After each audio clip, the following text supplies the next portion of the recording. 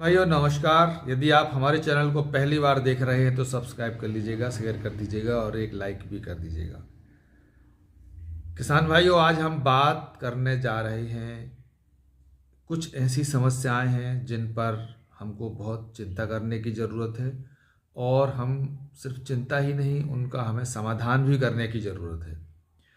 और ये जो समस्याएं हैं, ये समस्याएं कई स्तर पर समाधान करने की ज़रूरत है। सरकार के स्तर पर समाधान करने की ज़रूरत है, जो हम कह सकते हैं कि इसको राजनीतिक समाधान की ज़रूरत है इसमें।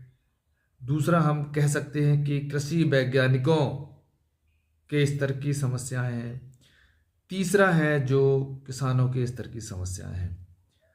और ये कहें कि ये पूरी मानवीय समस्याएं हैं, पूरी मनुष्यता के लिए समस्याएं खड़ी हो गई हैं, खेती बाड़ी से जुड़ी समस्याएं हैं।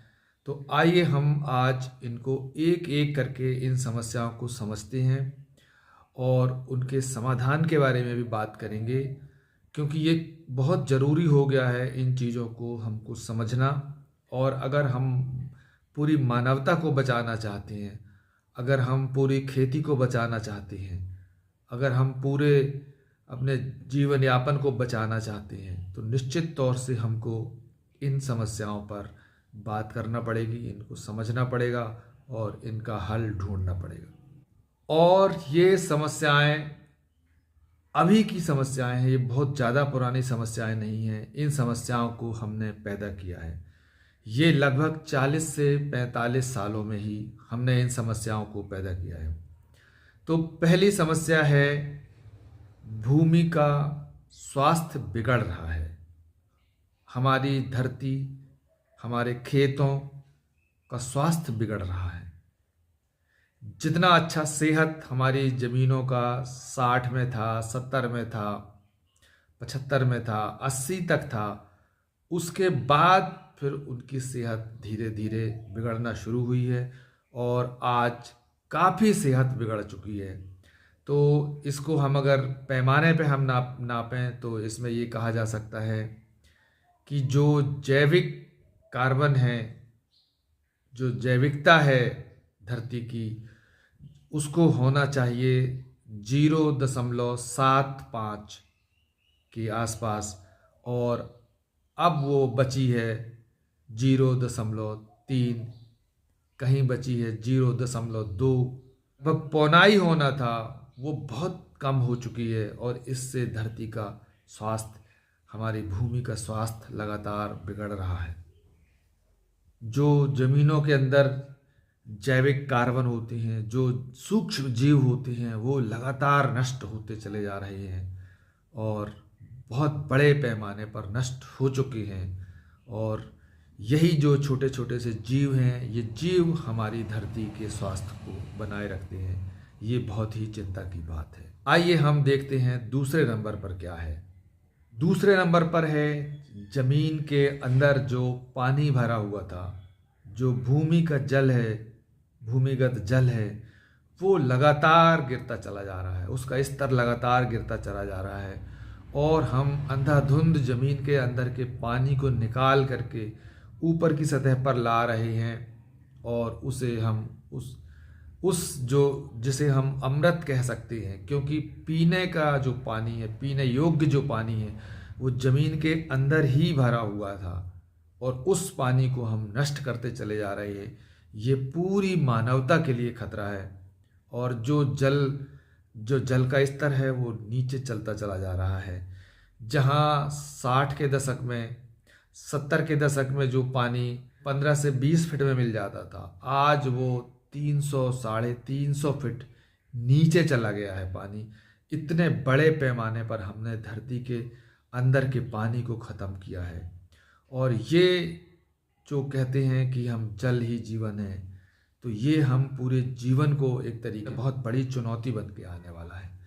तो इसका समाधान हमको बहुत जल्द करना पड़ेगा। तीसरे नंबर पर है, जो हमारी उर्वरक है उसकी क्षमता का घटाव होना। इसको हम कह सकते हैं कि उर्वरक की कारक क्षमता जो है वो धीरे धीरे कम होती जा रही है। वैज्ञानिकों का मानना है कि हम आज से 40 साल पहले 1 किलो उर्वरक में 13 किलो अनाज उगाते थे, और आज की तारीख में हम 1 किलो उर्वरक में हम 2.5 से 3 किलो अनाज सिर्फ उगा पा रहे हैं। तो इस तरीके से हमको और लगातार अनाज को उगाने के लिए जो हमारी उर्वरक है उसकी मात्रा को बढ़ाते चले जा रहे हैं, या हम ये कहें कि जो उसकी उर्वरक क्षमता है वो कम होती चली जा रही है। ये बहुत बड़ा खतरा है और ये बहुत बड़ी चिंता की बात है, और हमें इसे समझना पड़ेगा और हमें इसका निदान भी करना पड़ेगा। अगला नंबर है पोषक तत्वों का असंतुलन। दोस्तों, फसल उगाने के लिए लगभग 16-17 तरह के पोषक तत्वों की आवश्यकता पड़ती है। एक फसल, किसी भी फसल को उगाने के लिए ये तत्व बेहद ज़रूरी तत्व हैं, लेकिन हम लगातार जो फसलें उगा रहे हैं और हमने जो दबाव बनाया है ज़्यादा पैदावार के लिए, वो हम ज़्यादा से ज़्यादा 2 या 3 तत्व ही हम डाल पा रहे हैं। हम डालते हैं नाइट्रोजन, डालते हैं, हम डालते हैं पोटास डाल रहे हैं, और हम डालते हैं जो फास्फोरस। यही मात्रा हम ज़मीन पर लगातार देते चले जा रहे हैं, लगातार देते चले जा रहे हैं, जिससे जो हमारी ज़मीनों के अंदर की जैविक सत्ता है वो ख़त्म होती चली जा रही है, और जो तत्वों का असंतुलन है वो बढ़ता चला जा रहा है। और जब तत्वों का असंतुलन बिगड़ता है तो उससे कई तरह की बीमारियां बनती हैं, कई तरह के कीट पतंगों का प्रकोप हो रहा है। और आज ज़मीनों में यही हो रहा है, आज फसलों में यही हो रहा है कि कई तरह की ऐसी बीमारियां रातों रात उगा रही हैं, रातों रात पनप जाती हैं, रातों रात फैल रही हैं, जिससे किसान बहुत परेशान होता है, उसकी लागत बढ़ जाती है और फसलों को भारी नुकसान हो रहा है। उसका कारण यही है कि हम जो हमारी ज़मीन के अंदर जो तत्व थे, और एक फसल को उगाने के लिए जो जो तत्वों की आवश्यकता पड़ती है, सूक्ष्म तत्व कहलाती हैं, उन तत्वों का असंतुलन हो गया है।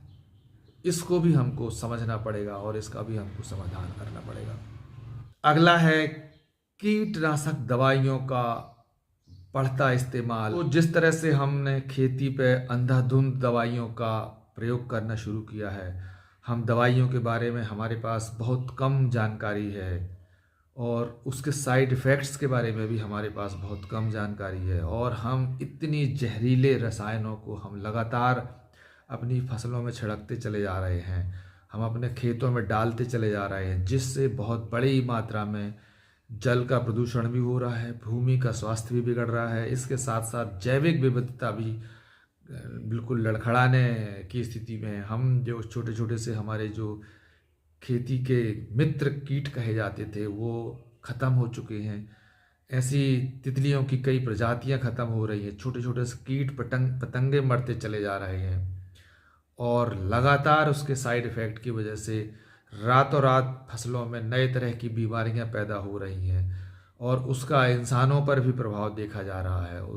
इन दवाइयों का प्रभाव जो है वो पशुओं में भी देखा जा रहा है। तो कई तरह की रातों रात बीमारियां पैदा हो रही हैं।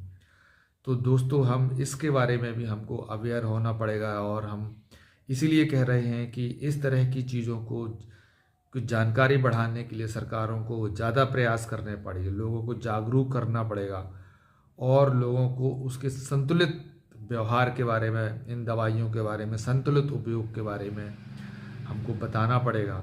तभी हम इतनी जहरीली हमने अपने पर्यावरण को पूरा जहरीला करते चले जा रहे हैं। ये बहुत चिंता की बात है। इससे मानव का स्वास्थ्य भी बिगड़ता चला जा रहा है। कई नए तरह की बीमारियां इंसानों में पैदा हो रही हैं।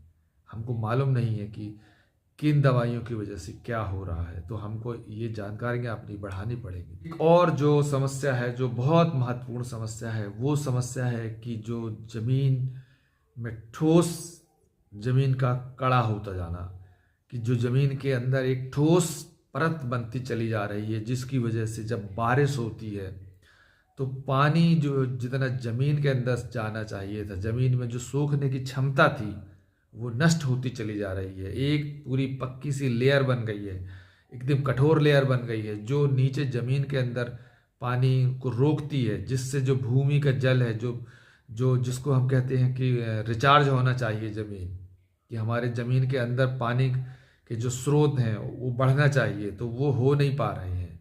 पानी ज़मीन के अंदर जा नहीं पा रहा है। ये एक बहुत बड़ी गंभीर समस्या। इस जो जुताई में भी जो एकदम कठोरपन आता चला जा रहा है, एक परत बनती चली जा रही है, और ये दवाइयों की वजह से भी हो रहा है, और खेती करने की ये जो आधुनिक तरीका है इनकी वजह से भी हो रहा है। तो ये हमको भूमि की साक्षरता को बढ़ाना पड़ेगा और इनके बारे में हमको समझना पड़ेगा, अन्यथा ये बहुत बड़ा खतरा, इंसानियत के लिए खतरा पैदा हो गया है। तो दोस्तों, इन सब के बारे में हमको समझना पड़ेगा। और जब हम ये जो इतनी, इसमें और भी समस्याएं हैं हमारे पास, समस्याएं हैं जो, जैसे कि आप देखेंगे कि जो जिसको हम कह सकते हैं ग्लोबल वार्मिंग, पूरी दुनिया में गर्माहट बढ़ती जा रही है, तो जिसकी वजह से असंतुलन पैदा हो गए हैं। कभी ज़्यादा बारिश हो रही है, कभी सूखा पड़ रहा है। तो ये पूरा का पूरा धरती का वातावरण ही गड़बड़ाता सा चला जा रहा है। तो ये अकेले ना तो किसानों के बस की बात है, ना अकेले वैज्ञानिकों के बस की बात है। ये जब तक हमारा जो पॉलिटिकल समाज है, जो हमारे जो हमारे राजनीतिक लोग हैं, नेता लोग हैं, उनको इनमें चिंता करनी पड़ेगी और ऐसे प्रोग्राम चलाना पड़ेगा जिसमें इसमें किसानों को भी इस साक्षरता के बारे में हम कहें कि हम ज़मीन की साक्षरता के बारे में हमको समझना पड़ेगा। तो वैज्ञानिकों को भी इस दिशा में ठोस प्रयास करने पड़ेंगे, और जितने प्रयास होने चाहिए थे उतने हो नहीं पा रहे हैं। तो ये एक बहुत बड़ी चिंता की बात है। लेकिन फिर भी हमको जो कुछ प्रयास करने चाहिए, तो हम आखिरी में इसके समाधान के तौर पर हम आपको बता दें कि इसकी समाधान जो है वो नेचुरल फार्मिंग में ही है। जो प्राकृतिक खेती करते हैं हम उसकी तरफ ही है। और हमको जो हमारे पास जितनी ज़मीन का टुकड़ा है, उन टुकड़े में से एक हिस्से में हमको प्राकृतिक खेती की शुरुआत करनी पड़ेगी, और धीरे धीरे हमको प्राकृतिक खेती का रकबा बढ़ाना पड़ेगा। तब जाके हम इस समस्या के समाधान की तरफ बढ़ेंगे। और ये जो इतनी सारी समस्याएं हैं, ये तो हमने सिर्फ इनकी आपको वानगी बताई है। हर एक समस्या पर घंटों घंटों बात की जा सकती है। हर एक समस्या पर मतलब काफ़ी बड़े बड़े प्रोग्राम किए जा सकते हैं। ये अपने आप में एक बहुत बड़ा विषय की तौर पर है। तो दोस्तों, ये आप लोग जो लोग भी हमारे इस वीडियो को देख रहे हैं, आप लोग अपनी साक्षरता को बढ़ाइए, इस पे अपने ज्ञान को बढ़ाइए, और अपने आसपास जो इस तरह की जो समस्याएं पैदा हो रही हैं उस पर लोगों को जागरूक करिए। यही हमारी जिम्मेदारी है। तो आज के लिए इतना ही, और फिर हम आगे मिलते हैं किसी और विषय के साथ में। धन्यवाद।